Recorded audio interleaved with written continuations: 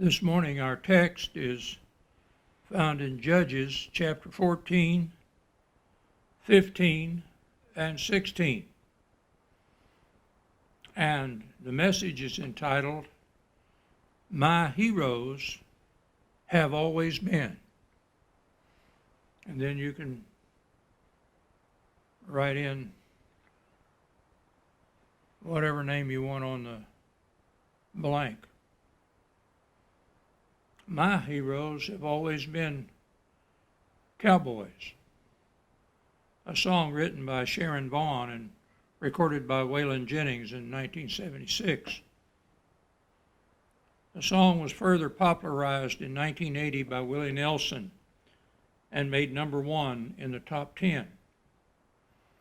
It's considered one of the top 100 Western songs of all time. Perhaps your heroes have always been heavyweight champions. My father's favorite heavyweight boxer was Jack Dempsey, known as the Manasseh Mauler. And then the next great was Joe Louis, the Brown Bomber. Rocky Marciano, who had a jaw like a rock. And then finally, Muhammad Ali. Perhaps your heroes have been baseball heroes. Babe Ruth, Mickey Mantle. My heroes have always been Bible characters. My Sunday school room had colorful posters on the wall of great heroes of the Bible. Noah and the ark. And I thought how neat it would be to live in a circus. David and Goliath. Daniel in the lion's den. Samson was my favorite hero. And on that poster on the wall in my Sunday school class, Samson had a tremendous physique. He had the big muscles popping out all over him, rippling muscles like a bodybuilder, Charles Atlas. He was handsome. He was a real he-man. When we read our text this morning in Judges chapter 16, verse 20 and 21, we see the last part of his life. Judges chapter 16, verse 20 and 21. And she said, The Philistines be upon thee, Samson. And he awoke out of his sleep and said, I will go out as at other times before, and shake myself. And he wist not that the Lord had departed from him. But the Philistines took him and put out his eyes, and brought him down to Gaza, and bound him with fetters of brass, and he did grind in the prison house. That's the same Gaza where the Palestinians live today, part of the land of the Philistines. The Philistines had ruled over Israel for 40 years. Samson in Hebrew meant sonny or little son. His father Manoah was from the tribe of Dan, and according to Josephus was one of the greatest and godliest leaders of Israel. His mother was barren. She couldn't have children, but she was beautiful. An angel appeared to announce his birth. The instructions of the angel, Samson was to be a Nazarite. Now, Jesus was a Nazarene. He was not a Nazarite. He was a Nazarene because his family came from Nazareth, and he was raised in Nazareth soon after, a few years after his birth. But Samson was a Nazarite. No razor was to come upon his head. He couldn't get his hair cut. He was not to drink wine or touch even the vine, grapes or leaves from the vine. and he was not to touch a dead body. Samson was a judge of Israel for 20 years. Samson had all the advantages. He came from a prominent family. He had godly parents that brought him up in the love and admonition of the Lord. He had a loving father and mother that wanted him. He came from a chosen people.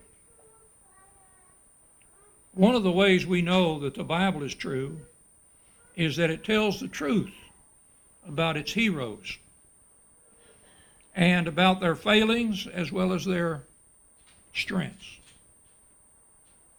It all started with Samson's first wrong step. He went down to Timnath. When you run with the wrong kind of friends, you will marry the wrong kind of girl or boy.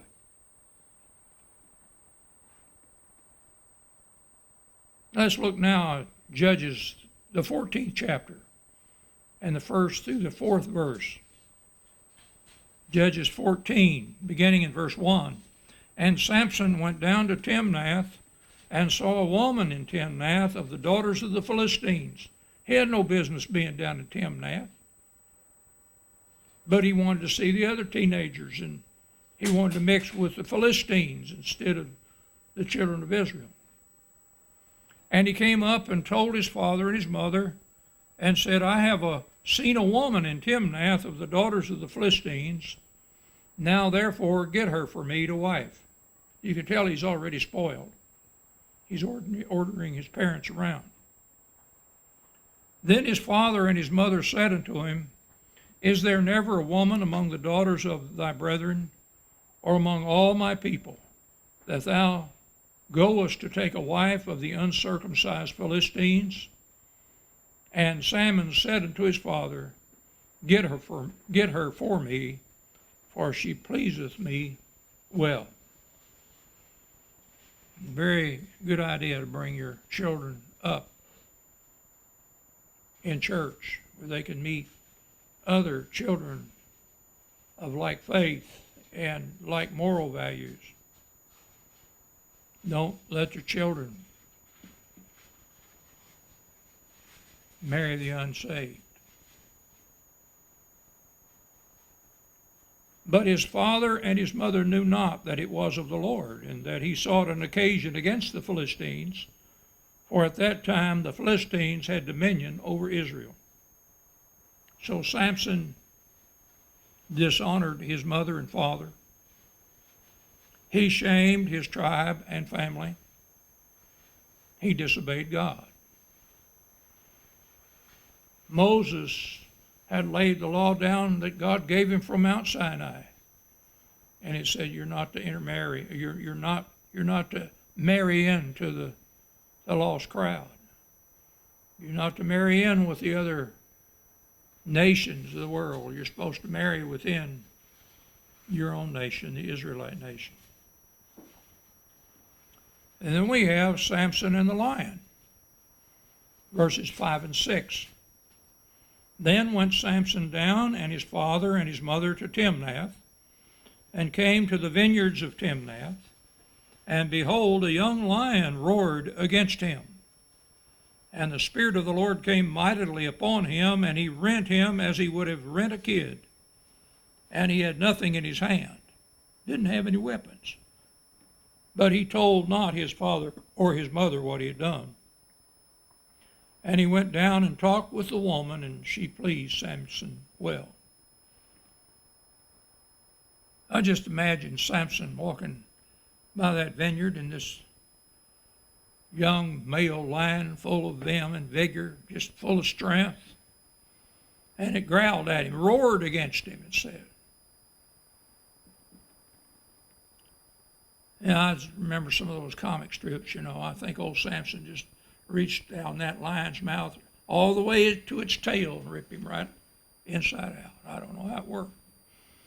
But when it got done, Samson wasn't hurt and the lion was dead. Which brings us to Samson's second wrong step. He touched a dead animal. He was a Nazarite. You weren't supposed to touch a dead body. Now look at verses 8 and 9. And after a time he returned to take her, and he turned aside to see the carcass of the lion. And behold, there was a swarm of bees and honey in the carcass of the lion. And he took thereof in his hands and went on eating, and came to his father and mother, and he gave them. And they did eat, but he told them not that he had taken the honey out of the carcass of the lion. Now we come to Samson's third wrong step. He gambled with money he did not have. Look in this 11th through the 20th verse, beginning in verse 11. And it came to pass when they saw him that they brought 30 companions to be with him. And Samson said unto him, I will now put forth a riddle unto you, if ye can certainly declare it me within 7 days of the feast. They're having a big wedding feast for him and this lady. If you can declare it to me within 7 days of the feast and find it out, then I will give you 30 sheets and 30 change of garments. But if you cannot declare it me, then shall you give me 30 sheets and 30 change of garments. And they said unto him, Put forth thy riddle, that we may hear it.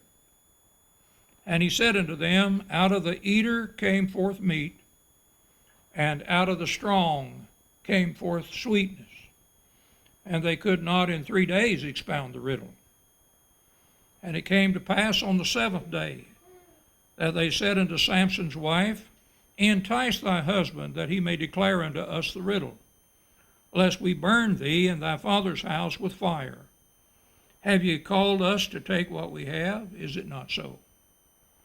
And Samson's wife wept before him and said, Thou dost but hate me and lovest me not. Thou hast put forth a riddle unto the children of my people, and hast not told me. And he said unto her, Behold, I have not told it to my father nor my mother. Shall I tell it to thee? And she wept before him the 7 days while their feast lasted.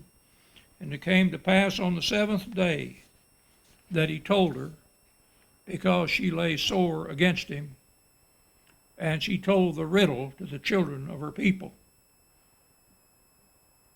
Samson's biggest weak spot was the wrong kind of women.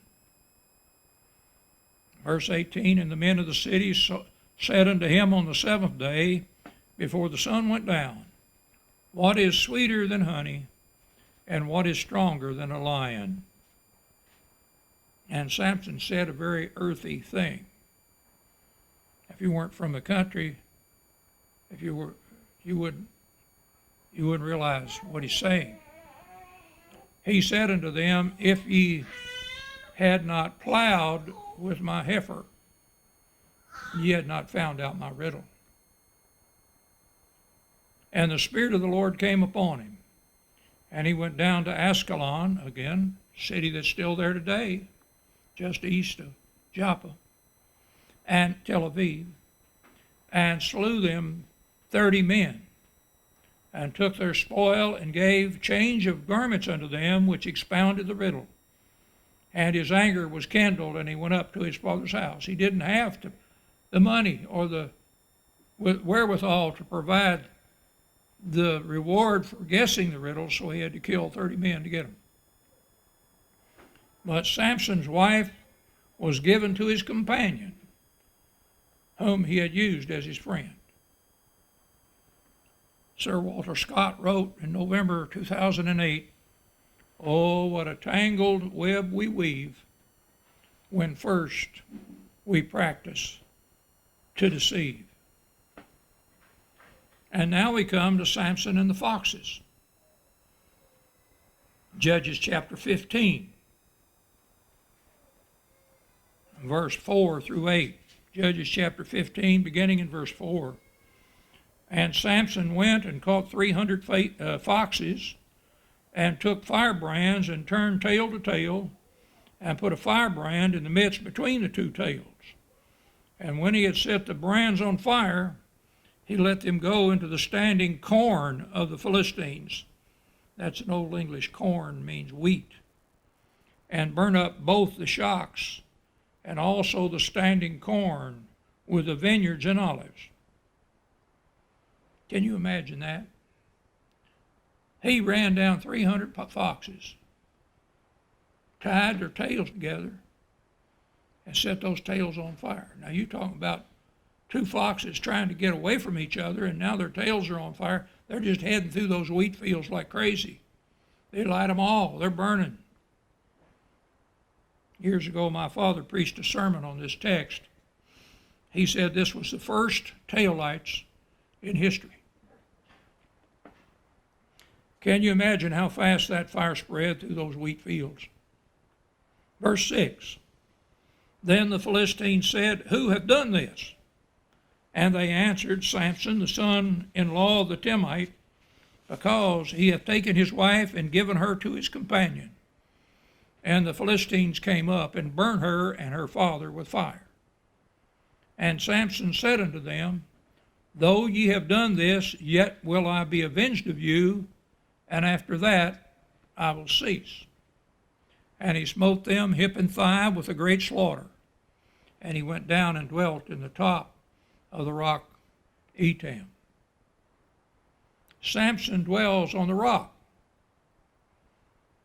Now let's look at verses 9, chapter 15, verse 9 through 16. Then the Philistines went up and pitched in Judah and spread themselves in Lehi. And the men of Judah said, why are you come up against us? And the Philistines answered, to bind Samson are we come up, to do to him as he hath done to us. Then 3,000 men of Judah went to the top of the rock Etam and said to Samson, knowest thou not that the Philistines are rulers over us? What is this that thou hast done unto us? And he said unto them, as they did unto me, so have I done unto them. And they said unto him, we are come down to bind thee, that we may deliver thee into the hands of the Philistines. And Samson said unto them, swear unto me that ye will not fall upon me yourselves. And they spake unto him, saying, no, but we will bind thee fast and deliver thee into their hand, but surely we will not kill thee. And they bound him with 2 new cords and brought him up from the rock. How cowardly Israel was. With a 3-1 advantage over the Philistines, they plead with Samson to surrender. They could have had Samson lead them to victory. Samson agrees so long as Israel agrees not to try and kill him themselves. And then we come to Samson and the jawbone of the ass. Look at verses 14 through 16. And when he came unto Lehi, the Philistines shouted against him, and the Spirit of the Lord came mightily upon him, and the cords that were upon his arms became as flax that was burnt with fire, and his bands loosed from off his hands. And he found a new jawbone of an ass, and put forth his hand, and took it, and slew 1,000 men therewith. And Samson said, with the jawbone of an ass, heaps upon heaps, with the jaw of an ass have I slain 1,000 men. And then we find Samson at Gaza, another Philistine city that's a Palestinian city today. Find in Judges chapter 16, verses 1 through 3. Judges 16, beginning in verse 1, then came Samson to Gaza, and saw there a harlot, and went in unto her. He had woman problems, didn't he? And it was told the Gazites, saying, Samson is come in hither. And they compassed him in, and laid wait for him all night in the gate of the city, and were quiet all the night, saying, in the morning, when it is day, we shall kill him.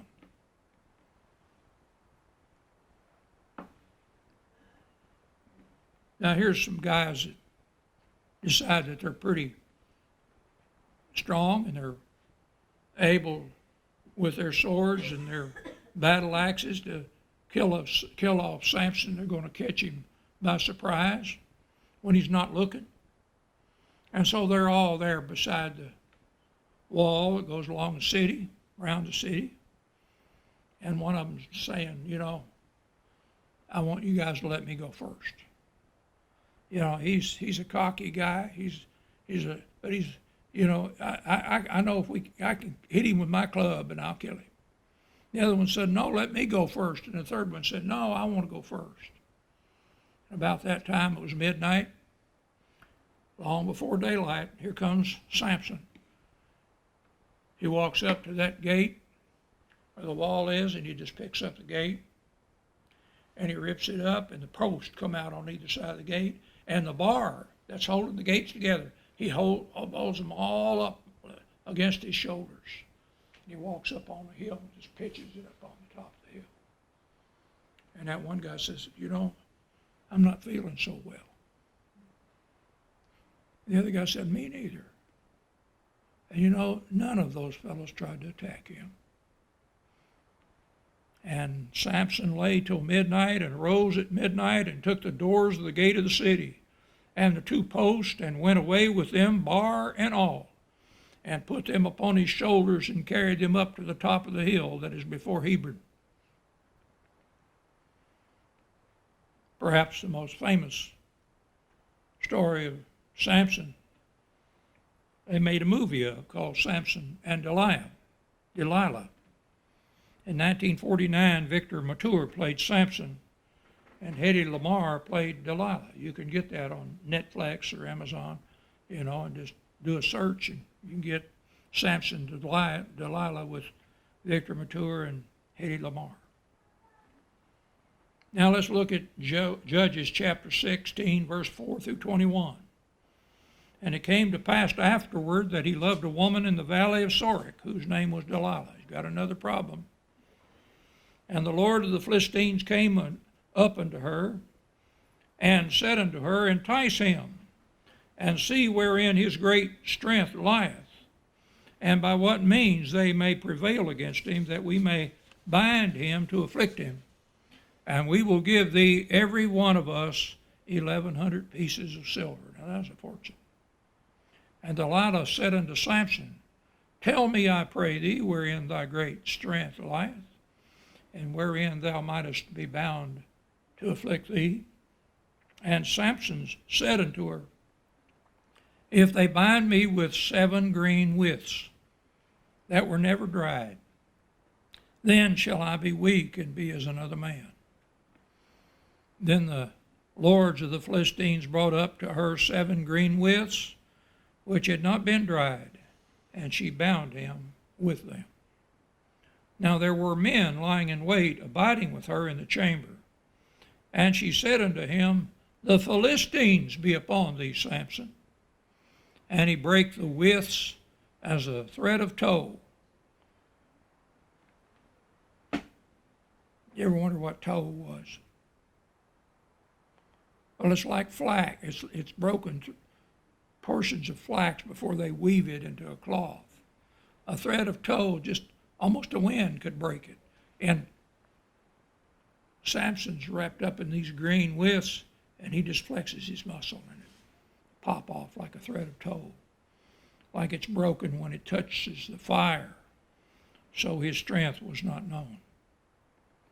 And Delilah said unto Samson, behold, thou hast mocked me, and told me lies. Now tell me, I pray thee, wherewith thou mightest be bound. And he said unto her, if they bind me fast with new ropes that never were occupied, then shall I be weak and be as another man. Now, you're talking about a big dope. Some big, strong men are just dumb when it comes to dealing with women. They have a problem with women. And Samson was a judge of Israel for 20 years. He had to be a pretty smart guy. But when it came to women, he just didn't have any sense at all. Here she is the second time, third time.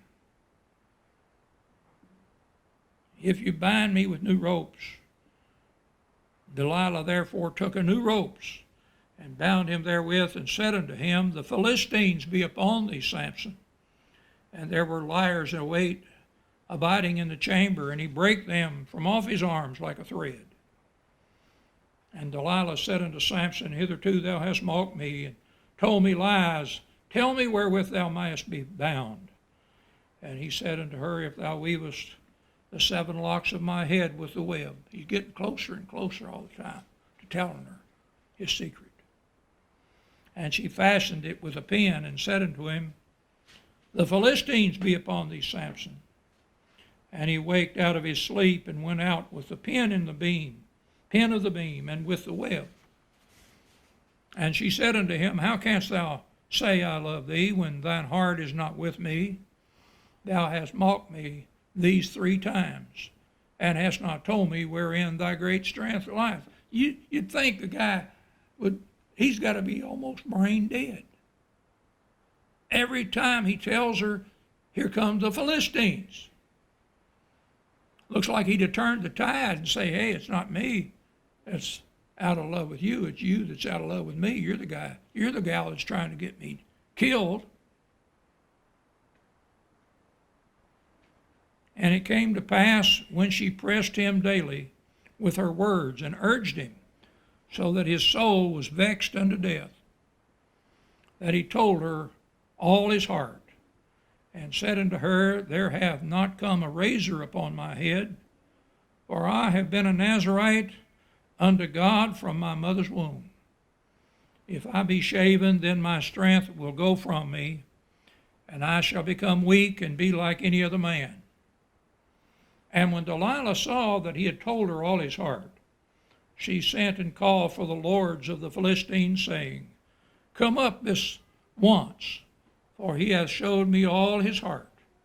Then the lords of the Philistines came up unto her, and brought money in their hand.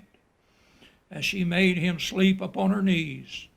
And she called for a man, and she caused him to shave off the 7 locks of his head. And she began to afflict him, and his strength went from him. And she said, The Philistines be upon thee, Samson. And he awoke out of his sleep, and said, I will go out as at other times, and shake myself. And he wist not that the Lord had departed from him. But the Philistines took him, and put out his eyes, and brought him down to Gaza, and bound him with fetters of brass, and he did grind in the prison house. And here we find the danger of playing with sin, and the blindness of a man without God. I will go out as at other times. Samson was so backslid that he couldn't even feel that he couldn't go out with the strength that he did before. He wist not that God had departed from him. He didn't have any power anymore. I will go out as at other times. But he wist not that the Lord had departed from him. Which brings us to the fallen hero. Eyes punched out, grinding in the prison house. Paul Lawrence Dunbar said it well. This is the price I pay just for one riotous day.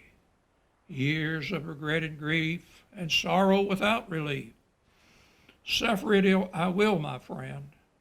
Suffer it until the end, until the grave shall find relief. Small was the thing I bought. Small was the thing at best. Small was the debt I thought. But, oh God, the interest. Laughed at by the very ones who shortly before called him their hero. I can imagine these little boys. Samson was in his prime. He was winning every battle. He was defeating every foe. And those little boys wanted to dress up like Samson. They probably just squared their shoulders and marched down the street in military style. But now Samson was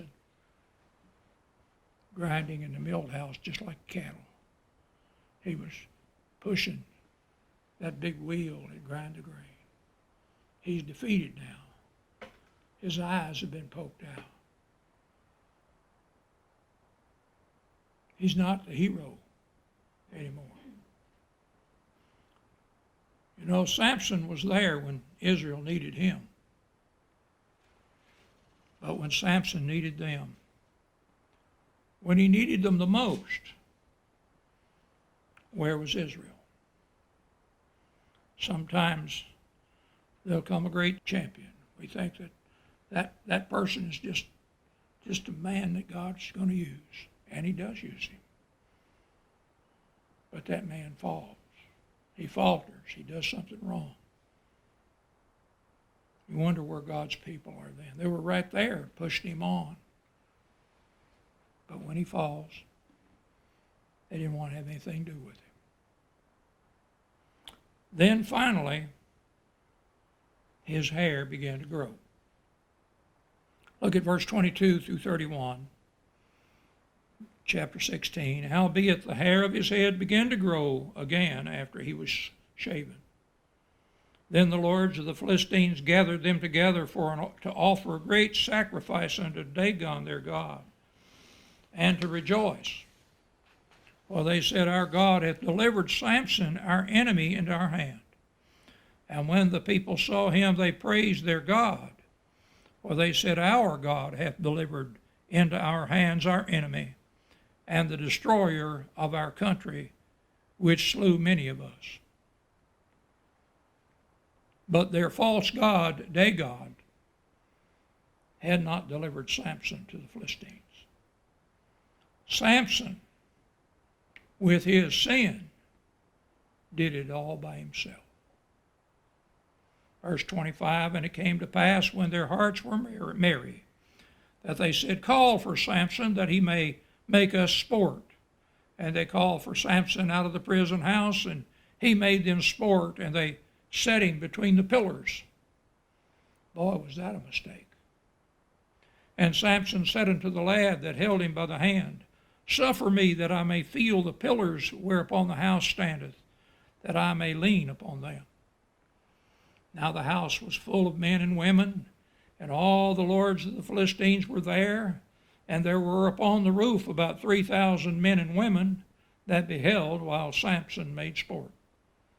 And Samson called upon the Lord and said, O Lord God, remember me. Strengthen me, I pray thee, only this once.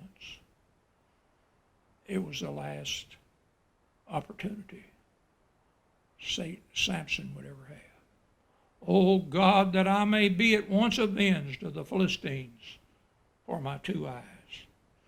And Samson took hold of the 2 middle pillars upon which the house stood, and on which it was borne up, of the one with his right hand and the other with his left. And Samson said, Let me die with the Philistines. And he bowed himself with all his might.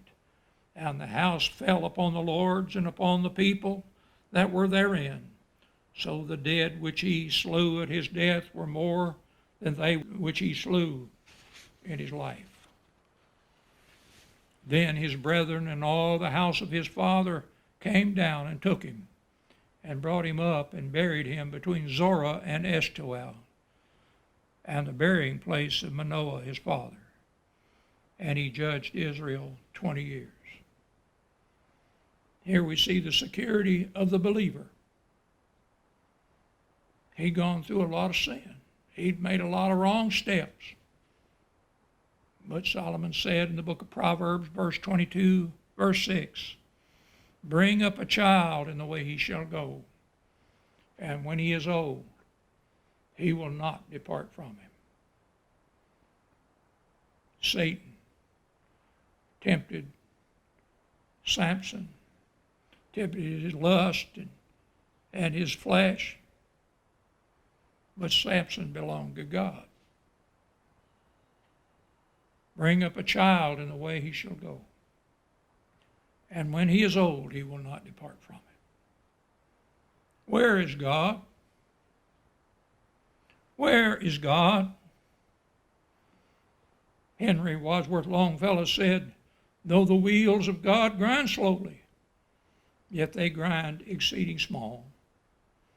Though with patience he stands waiting, with exactness grinds he all.